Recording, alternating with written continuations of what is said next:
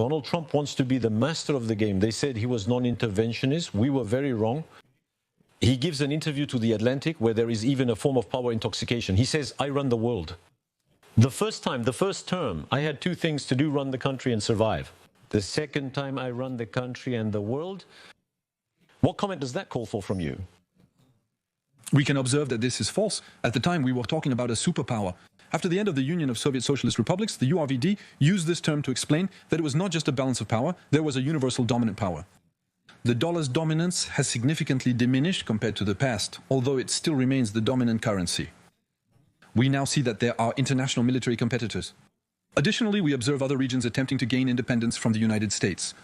So he who is full of himself and believes that the United States still has the absolute power to impose whatever it wants on everyone, it is clear that in the trade war it proves exactly the opposite. Meanwhile, it's evident we need them. I'm impressed on the sets. Every time we say, yes, Europe can do it alone, but we say in 5 years, in 10 years, in the meantime. And the Ukrainians, the first ones, we need them. And if the Americans had given the amount of maneuvers that they are the only ones to have, indeed the Ukrainians could have won. For example, in 2022, if they had given, they have 3,000 tanks in reserve in addition to 5,000 active tanks. If they had given a few dozen fighter planes in 2022, the military situation would have been completely different. And today, we do not have the capacity to produce what is missing to give the Ukrainians the equipment that would allow them to win militarily. What you're saying is important. Like General Yakovlev uses the metaphor of calibration. He actually says, under the very thoughtful appearance of Biden and under the somewhat messy appearance in good French of Trump, they know precisely how to calibrate what they give and don't give. They provided just enough for Ukrainians to hold on and Russians to exhaust themselves, but not enough for either side to win. The Russians are unable even to take Donbass. A third of the Donetsk obstacle is still missing. It's crucial and will take several more years to complete. Meanwhile, the Ukrainians have only ever had 2023 in their great summer counteroffensive. They lacked fighter planes, long-range missiles, and the mine-clearing systems that the Americans possess in great numbers. Are we in denial? I am. Often say you are a French sovereignist, you are right-wing. Ideology is never absent, even from the most precise comments. The fact that the United States is so necessary. To power. Is it a pain for you? It's a pain, but it's not new. That is to say, all the sovereignists would like that for 10, 15, 20 years. All of Europe, and even half a century, all of Europe has aligned itself with the French position. Who wanted to have European sovereignty without the United States?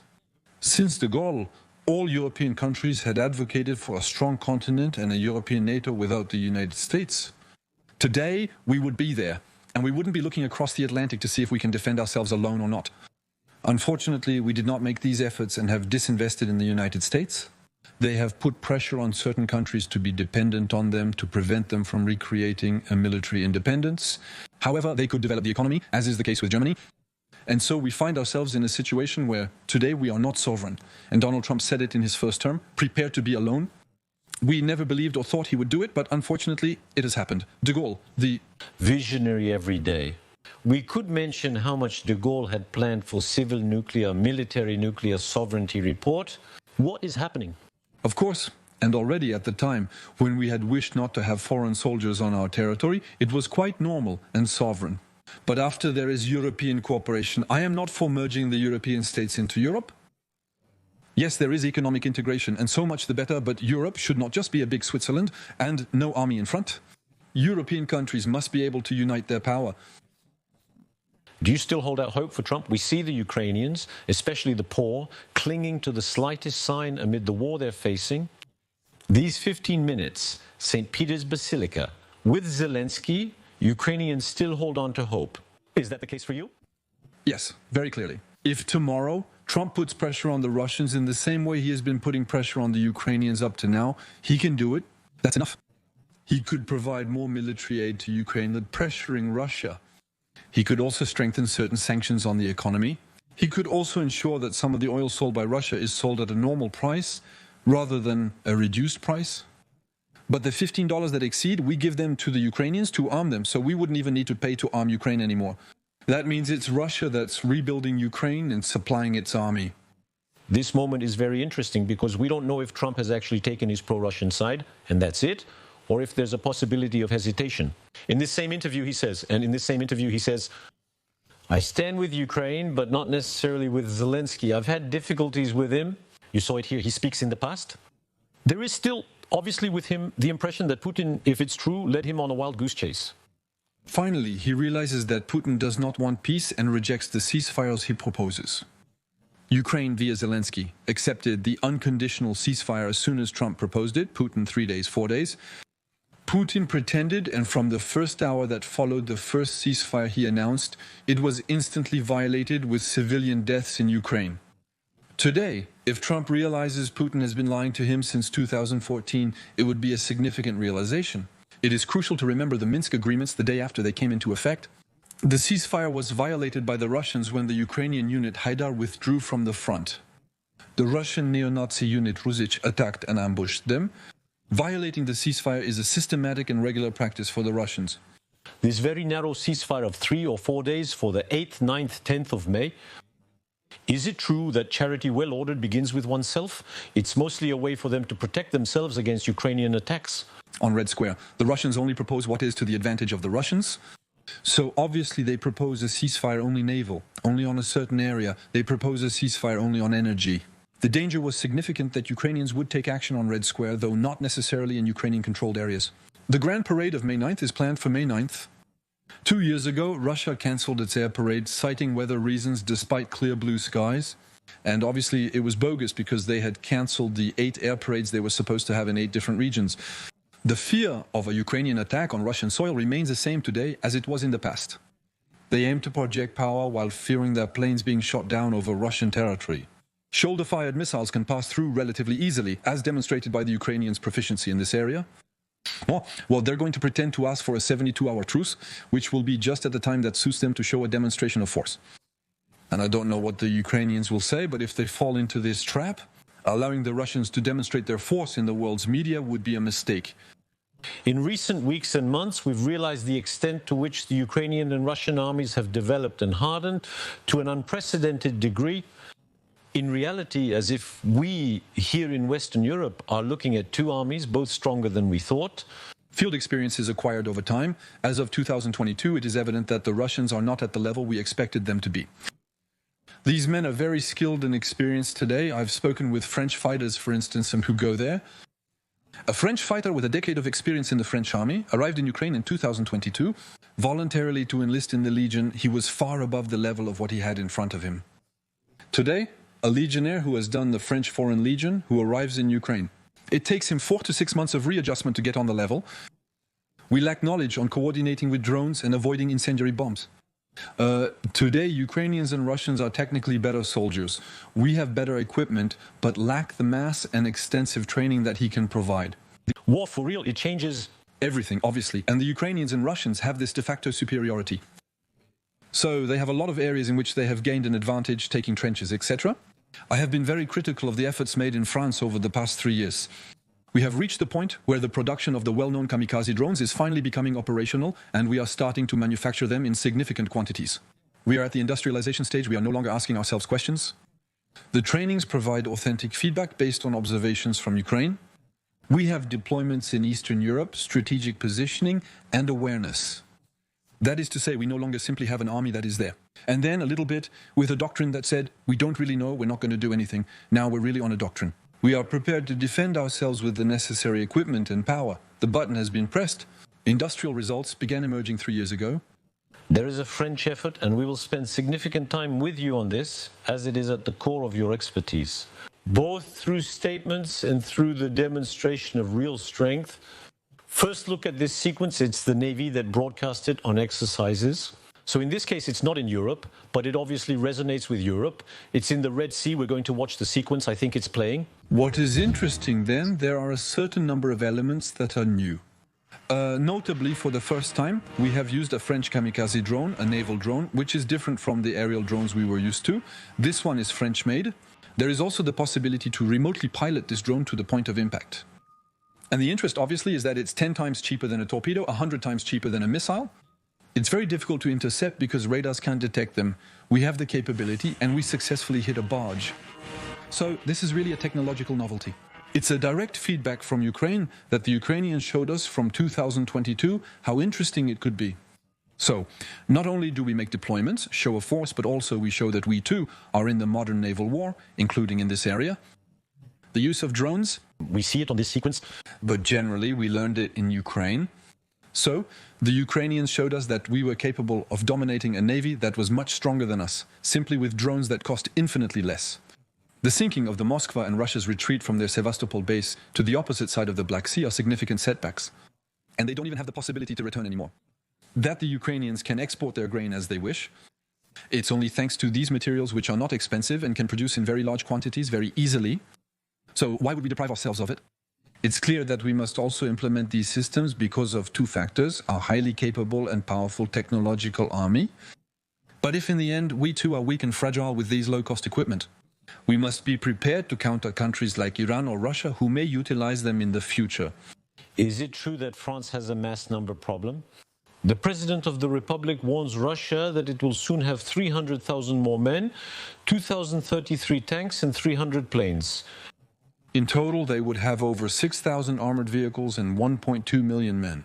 And for example, 25,000 missiles of all categories, 25,000 cruise missiles. Intercepting 25,000 cruise missiles is obviously impossible, especially since the Russians are fighting a war that is not a war. I'm going to say it's fair, but a fair war doesn't exist. For example, they have placed their caliber missiles and kamikaze-style drones in containers. That is to say, a cargo ship passing off the coast of France could potentially shoot at us without us detecting a military ship beforehand. And that is something that is totally forbidden in our doctrine. We do not allow ourselves to militarize civilian ships. General Yakovlev's statement yesterday was met with silence. Experts confirmed it was almost an embarrassment because he says, yes, it's true. So it's not just the case for France, but France currently does not have the means to counter a barrage of Russian missiles beyond a certain threshold. Listen to him. We don't have the number of missiles nor the number of batteries, but by a factor of 10, we would need 10 times more batteries than what we have today. To claim, to ensure a density, a coverage of the territory. We have a few missile batteries. It allows us to protect specific points, and then the rest of the territory. We'll watch the missiles pass and say it's a shame. But the Americans and Germany are the same. So faced with salvos of missiles, we will stop a few of them. That's it. That's the truth about prices. We don't have a solar defense compatible with the Russian threat. Xavier Tenol, how? To understand this, unfortunately, we equipped ourselves to prevent another September 11. We have air defense batteries in Paris, on nuclear facilities, and on the Long Island where our nuclear submarines depart. However, we do not have a massive ability to intercept. Ukraine intercepts 100 kamikaze Shad drones every day. We cannot produce 100 air defense missiles every day. So what needs to be done? More is needed to protect additional cities, but the text is incomplete. Wait, be precise. Are you saying that currently France has less anti-aircraft defense capabilities than Ukraine? But infinitely less. We would be incapable. It's true. I'm sure our listeners are flabbergasted by what you're saying. Intuitively, we think France, a great nation and the seventh economic power on earth, is there militarily. No, it has fewer resources. Anti-aircraft than Ukraine. Today, we would have more fighter jets, but we would certainly have fewer ground systems. But there is a complementarity with the low cost that the Ukrainians have, and we do not. In particular, of the 3,000 Shad missiles that Ukraine shoots down each month, 95% are shot down, either by electronic wars in which they are infinitely better than us, or by some kind of heavy machine guns. I've spent nights with people who intercept them using heavy machine guns. We have the most low-cost system. Abandoned. The journey to this point is truly incredible. Naively, the public probably thinks that France is covered roughly. It's good that there isn't the Iron Dome like in Israel. It's a much larger country, but covered. Unfortunately, it's because we were unprepared for this type of conflict. So when we have bases that are deployed in the Emirates, in Jordan, in Africa, there indeed we have something to defend ourselves with. If Iran, a terrorist country, shoots at us, we will know how to defend ourselves. And so locally, occasionally, we can face a volley of missiles. Even in those areas, intercepting all 100 Shahed kamikaze drones coming at us would be difficult. A Rafale can intercept up to 10 Shahed kamikaze drones, but if we only have 2 or 3 Rafales and 2 or 3 ground systems, we will certainly be overwhelmed by the mass of low cost against our systems, which are very efficient and effective. Money doesn't stray from war. We can look at the curve of the share of gross domestic product dedicated to defense, and it's really fascinating. We can look at it together because we understand nothing just by looking at the curve. The history of the French Republic, So in the China War, Algerian War, look at the peak before 1962, after 1962. It drops after the end of the Algerian War, and then this slow decline. Credit must be given to President Emmanuel Macron, who increased the military budget. But finally, we went down extremely low. We do not anticipate a return to the levels required to develop nuclear weapons, particularly during that era. That was the peak. That was the nuclear weapon, the peak. It was the development of a nuclear strategy that integrated submarines. And so there were research investments that were colossal and which also benefited civilians. There were a lot of economic benefits that were outside the defense sector. But we no longer need to start from scratch to develop weapons that did not exist at the time. So we will never need to go back to 5-6%, as it could be the case at the time. However, 2%, the level we have returned to today, was the level that was calculated as being the minimum to be credible in peacetime. But now we are not in peacetime. We may be 2-3 years away from a return to high-intensity conflict with an aggressive neighbor, Russia. So we can't stay at 2%, so we have to turn to 3.4% in a structural way. Should we recognize here that the Americans, and it's almost a civilization logic, it's more than just a pure accounting matter, have a notion of aggressiveness that makes them continue to think that you have to be aggressive? So yes and no. The Americans, they also have their whole scientific research system, economic fallout, their aeronautics, which is very dominant, their basic research. This also stems from the colossal funds allocated to the military system. Very linked to the army. All of this is linked to the army. It's a very militaristic state. We have demilitarized. They have stayed militaristic using dual technologies. How will a youth fund their education? He will spend 3-4 years in the army earning a good living to finance his costly studies afterwards. The United States has a stronger, more powerful army, and the country's structure is built around the military, making it superior overall. It's not good or bad, but indeed they have this interventionist and world domination vision that is in their DNA and in their desire to remain the international leaders. Who gives strength? Is it enviable for you? Here in Europe, we find that incorrect. For example, when the tech giants collaborated with the security services in a completely, let's say, incorrect way, they passed all the information to the National Security Agency, to the military services, etc. In our country, it was frowned upon, but it's a dimension of power. So if they do it while respecting our rights and applying their local rules, there's no problem. But between the extraterritoriality of the dollar, the extraterritoriality of American law on our companies, it's perfectly unacceptable. It's problematic when we know they're spying on us and we're not even going to summon the ambassador, despite knowing there are antennas on the embassy roof, and that we have trackers in the phones of the president or Angela Merkel. We have no diplomatic reaction because precisely we are weak. But by constantly being weak and always backing down and never being able to stand up to Asian Americans, when they betray us, overturning alliances with Australia and others, obviously they always go further, a bit like the Russians. You just have to know when to be firm. Let's return to these very spectacular, deliberately spectacular exercises by the French army. We saw what these exercises were like in the Red Sea, the National Navy, with the movements of the Charles de Gaulle. It's this mission in the Mediterranean that was then pushed to the Indo-Pacific. The carrier group traveled 40,000 nautical miles. Commentary again on these images, on the fact they are first very impressive. You said very beautiful. So that's the Titelman side. As soon as there is a good image. Military, that's the French Navy. Sir, no. But then, in general, it's true that we are the only country in Europe that has the ability to line up this type of equipment. We have a real aircraft carrier with real catapults. It's the only country in Europe that has it. The others, they have kinds of springboards that make the aircrafts have to be lighter, therefore less armed, and with less fuel to make longer stretches. The fact that we have an aircraft carrier with a catapult, we have the radar plane. A radar plane is larger and heavier than the one shown here. It's a device that cannot take off from aircraft carriers, such as British or Italian, Spanish ones. In those cases, there really is French superiorities. While we discussed weaknesses like anti-aircraft defense earlier, that is actually a strong point for the French military. We are really dominant in the naval term at the European level. I'm not even talking about nuclear in this field. Obviously, it's an ecosystem, but nobody can reach us. Launching such a plane from an aircraft carrier is currently impossible for any European nation, giving a significant advantage. So this show of force, this ability to show our allies that we are powerful, that we are present, that if ever we are there to help the Indians, if possibly they were there, that we are also there to defend Reunion, if ever it was attacked, Polynesia. We can also make a very significant show of force with about 20 gusts that are capable of deploying in less than 2 days at the other end of the world. And that there is no European country that has this vocation of long-distance power projection. What is happening in Estonia in particular, we can see that it is a kind of Achilles heel of NATO, and France is very active there. The Pegasus 25 exercise, which carried out this support mission with many Rafale that were engaged. Why is the Rafale to this point a trademark today? The Rafale has the advantage of arriving at the right time, being a mature and excellent aircraft in all areas. That means it's multi-role. That is, in the same mission, it can both achieve air dominance and it can also do bombing, including long-distance bombing. We had heavily disparaged it, but things are beginning to turn around. Sales are prevalent globally, including in Qatar, India, Egypt, Greece, and Saudi Arabia. Saudi Arabia is purchasing them in large quantities. Not yet Saudi Arabia, that's what we... Hopeful soon.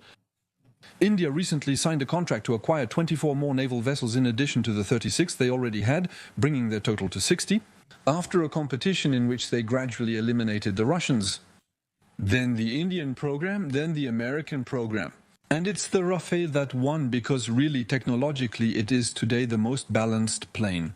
It can be very good everywhere. There is no need to rest it, to reconfigure it, to do another type of mission. It can take off and target of opportunity. Finally, I'm going to do air domination, and then I'm going to manage, destroy a ship. At long distance, it really knows how to do everything very well for operating costs that are really very controlled. And that's why countries like Indonesia, which had never bought a French plane in the past, these are new contracts, unlike our traditional practice of staying with the same suppliers. So, not only is it a good plane and therefore it serves France well, but it is so good that there are more exports than national purchases. It's essentially a cash machine that allows us to develop even better technologies than originally planned, since we have the funds for it. But I'm going to make your heart bleed when you see the Belgians, when you see the Danes who are humiliated by the Americans at the Greenland, who still buy American planes. What is that saying? So there are some countries that have no choice if they want to remain capable of using the American nuclear weapon, knowing that we're not even sure if Trump's Americans would allow us to do it. So the Netherlands, Belgium, Italy have no choice. They have to buy F-35. They don't have... The purchases slow down, no signs of bad mood. They simply lie down. There are other countries like Portugal who were expected to purchase the American F-35 fighter jet and who finally said to themselves, given what happened on February 28 at the White House with Zelensky, well, maybe we will consider buying European. So there may be a slowdown. There are countries like Switzerland or Canada who finally say, given that the Americans may not be the allies we had planned, we might just buy the first 12 to 18 F-35s we had planned. We may then consider European planes like the Swedish Gripen, Airbus Eurofighter, or French Rafale. Does the number matter there? We were alluding earlier to these forecasts by the President of the Republic about the 300 new Russian planes. Is the proportion good for the French? For the French alone, obviously, it's much more than what we are able to implement. However, it's important not to focus solely on the raw numbers. A French plane can make nearly twice as many flights as the American F-35, with the ability to fly longer on each flight. Russia has a limited number of aerial refueling aircraft in its fleet. That is to say, a French plane will be able to carry out 6-8-hour missions before resting. The Russians will need to launch their planes 2 to 3 times daily, which they cannot realistically do because of aircraft maintenance requirements. So the ground figures are not necessarily revealing. And then do the technologies we have on a Rafale allow us to dominate Russian aviation? And there, yes, we have the missiles that go the furthest in the world. It's called the Meteor. It's Franco-British. But generally, the Russians lack missiles with the same range. So we can allow our planes to prevent the Russians from supporting a potential ground operation, which would be, for example, in Estonia. These operations in Estonia, as you say, they call for a kind of counter-reaction from the Russians, who particularly in this region of Europe, Poland and Tabalt, feel they are being challenged. Listen to what Medvedev is saying. Let's be honest, no country has strengthened its security by joining NATO. Poland, the Baltic states, and more recently Finland and Sweden are good examples of this. The status of not joining the alliance gave them. Today they form a hostile bloc towards us, due to the geopolitical position and a multitude of other factors. This means they automatically became a target for our armed forces, including for possible retaliatory strikes, perhaps even nuclear. For our armed forces, or preventive measures in the framework of the Russian military doctrine. And even nuclear component. Xavier Tittleman. When we talk about nuclear threats, Blinken, the former head of American diplomacy here, had said, yes, it's true. In the fall 2022, there was fear of a tactical nuclear intervention in Ukraine. Today, Vance, the vice president, states that he is strongly opposed to the Ukrainians and believes they will not win the war. The media seems to have this odd notion that if the war continues for a few more years, Russia will collapse, Ukraine will regain its territory, and everything will return to pre-war conditions. That's not the reality we live in. If this continues for a few more years, it could lead to nuclear war. So I quite agree, however, with Gideon's in the sense that a military collapse of Russia, which is nevertheless likely, will not lead Ukraine to be able to recover its territory. That is, if Russia is no longer able to try to progress, then with a lot of difficulties. Today, even if they do it, the Ukrainians lack the maneuvering mass to liberate the Donbass, etc. So, yes, the balance that exists today, certainly we will have to stop at this front line, because it will remain mostly stagnant, as neither camp can shift it decisively. You're one of the first to compare this to Alsace, and I give you credit for that. The Ukrainians are starting to do it More and more. Yes, you keep talking because you say it's exactly like France temporarily gave up Alsace. But after all, it was a temporary period that lasted from 1870 to World War I. World War, of course, and just like the last time I was there, it was in October. They said it's like East Germany, which took 50 years to reunite with Germany. Maybe it will be the same for us with Crimea. If we can't take it back militarily today, in 20, 30 years, Ukrainians from the occupied zones will say this system doesn't suit us. They will rather see the Ukraine side, which will develop following the model of Poland, rather than staying poor and unhappy like the Belarusians who remain in the Russian model. Unfortunately for them, Objectively, Zelensky has allowed Ukraine's political survival and sovereignty by staying in Kiev and not giving in during February 2022, despite losing 18% of Ukraine's territory. How? what's it called?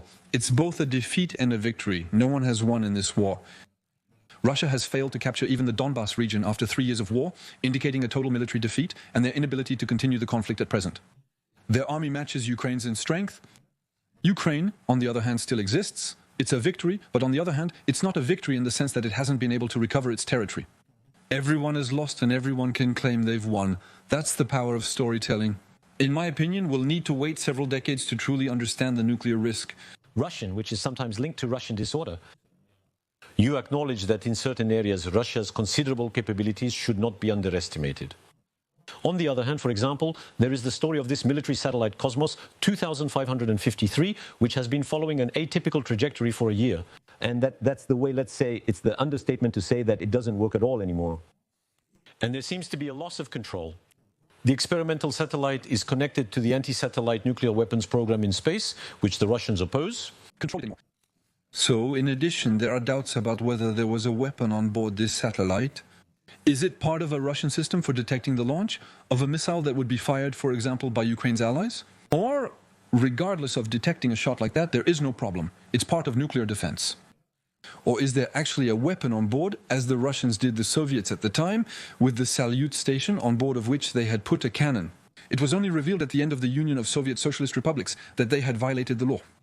Normally, we don't have the right to put weapons in space. There was a first flight at the time. It was very serious on the Americans with the Star Wars program also have to violate them too. Everyone has violated the rules. But there, anyway, it's very serious. Imagine a weapon wandering around like that, uncontrolled. So, the Americans, in the time of Reagan, launched a space race, the Star Wars, whose main goal was to force the Russians to spend a lot of money they didn't have, which led to the collapse of the Union of Soviet Socialist Republics, and so much the better at the time. You are winning again, I guess? Yes, in this case, in this area, yes. But generally speaking, the Russians today probably have a satellite that potentially has weapons on board. And we don't know that because we can't go and check it. The Russians will never tell. And if we go over there and approach this satellite, it's an act of war according to the Space Treaty. The contents of the object are unknown, posing potential risks if it falls back to Earth. It's uncertain if there would be radioactive fallout from that kind of event. The danger of Russian paranoia. We see these last few days to what extent obsessively they say we are creating a preemptive attack. Declassified Politburo documents show that the Soviet Union was already saying and believing it at the time. That is to say, they really thought, probably absurdly, that the Westerners were going to try something. Patrushev, a key figure in the regime, noted NATO is conducting its largest exercises in decades near our borders. She is training for offensives over a large area from Vilnius to Odessa, to the seizure of the Kaliningrad region, and to preemptive strikes on the permanent bases of Russian nuclear deterrent forces. It's very unlikely, but is there a part, let's say, of sincerity? It happens to everyone. Do they really have paranoia? But the paranoia, it is certain, on the Russian side. They systematically defend themselves by attacking neighbors and expanding. Russia has a centuries-old tradition of claiming to defend itself by invading neighboring countries. And there's the next neighbor who's also going to try to defend themselves. Even neighbors like Kazakhstan, which signs a defense agreement with China in 2023, goes against Russia. This dangerous situation is not specific to Europe or NATO. Even if it's a delusion, it's a perilous one. All of Russia's neighbors feel in danger. They are clearly preparing for potential Russian aggression, which has been a recurring threat for more than a decade. This leads to destabilization or even direct military attacks on Georgia, Ukraine, and other countries like Moldova. And when you have countries saying that since we might get invaded, we will still prepare, create defense lines, produce weaponry, the Russians claim Estonia may attack us. Can anyone consciously believe that Estonia will attack Russia? Although it's not the case, the Russians claim that Estonia's preparation to defend itself is an opportunity for them to attack, similar to other nations. There's an almost psychological trait in them. I'm reading to you. In his diary, Dostoevsky writes about the Crimean War of 1853. So it's Dostoevsky's very nationalist period, but it could be Patrushev or Medvedev. He says all of Europe would have united to fight for our extermination, believing us too powerful. In France, says Dostoevsky, all parties hostile to the empire would have reconciled with the aim of realizing the sacred idea, which is to want to throw the Russians out of Europe. Many Russians are fixated on the belief that people are against them. For centuries, they have been in the mindset that people will try to attack and destroy them and their culture. No one wants to stop Russians from being Russians in Russia.